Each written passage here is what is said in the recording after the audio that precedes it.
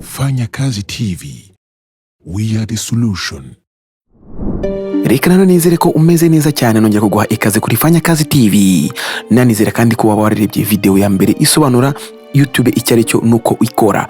Impamvu nta yindi nuko iyi video ije yunganira iriya kubera ko atari byiza kwinjira mu kintu utaramenya cyari cyo. Niba utarareba kanda hano hejuru ubanze uyirebe maze ujye ubona kugaruka kuri iyi video. Dore impamvu zigera ku 10 zatuma ufungura YouTube channel nonaha. Ese waba warigeze gutekereza gufungura YouTube channel ariko ukabura aho uhera cyangwa se ukumva kuri wowe bidashoboka?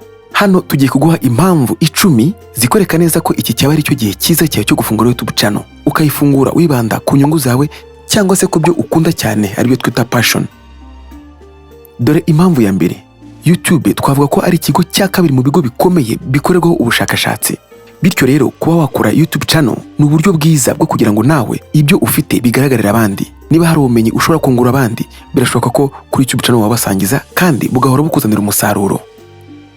Impamvu ya kabiri, YouTube ishobora gutuma ugirana imishyikirano itangaje kandi yihariye hamwe n'abantu bawe bagukurikira. Ibyo bikorwa mu gihe cyose iyo washyizeho nka video usanga bakwandikira muri comment ukabasubiza, icyo gihe mugakora communication, ari naho akenshi na kenshi hashobora kuvuka amahirwe cyangwa se opportunities zo kuba wabona ndetse n'akandi kazi. Icya gatatu, YouTube channel yawe ishobora kuba monetized cyangwa se ikemererwa kwinjiza amafaranga. Ibi bikorwa binyuze kuri Google AdSense, sponsorships cyangwa se abaterankunga ndetse n'ubundi buryo butandukanye. Bityo rero kuba wakora content nziza zikurura abantu cyangwa se zituma abantu bazitaho bakamara umwanya bazireba, bizagufasha kubyaza YouTube channel yawe umusaruro ndetse n'amafaranga menshi.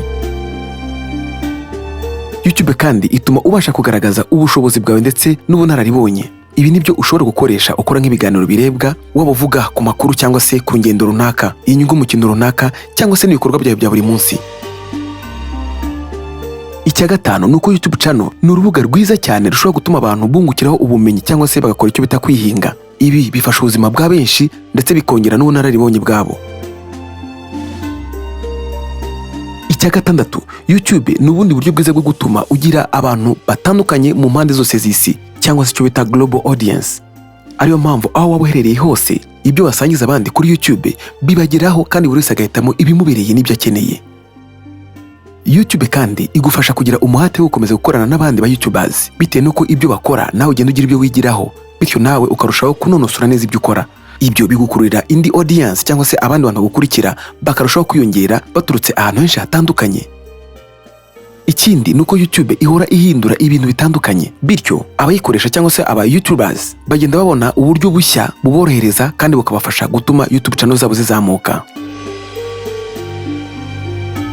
Icya cyenda, YouTube kandi ngo ni umwanya mwiza uguhuza n'abantu bakunda ibyo ukunda. Icyo gihe baranagusapotinga mu buryo butandukanye. Hari amagroup cyangwa se amaforums usanga yibanda cyane ku byo ukora akabikunda, bityo bakaba baguha ibitekerezo ndetse n'ubufasha butandukanye kugira ngo urusheho gukomeza gukora ibyawe neza.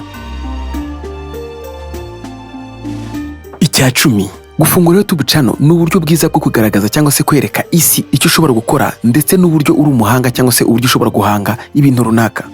Ni uburyo kandi bwiza ubikoramo winezeza, ukagushimisha ndetse ukabyaza umusaruro akazi kawe, ubuhanga bwawe n'impano ufite mu buryo butandukanye.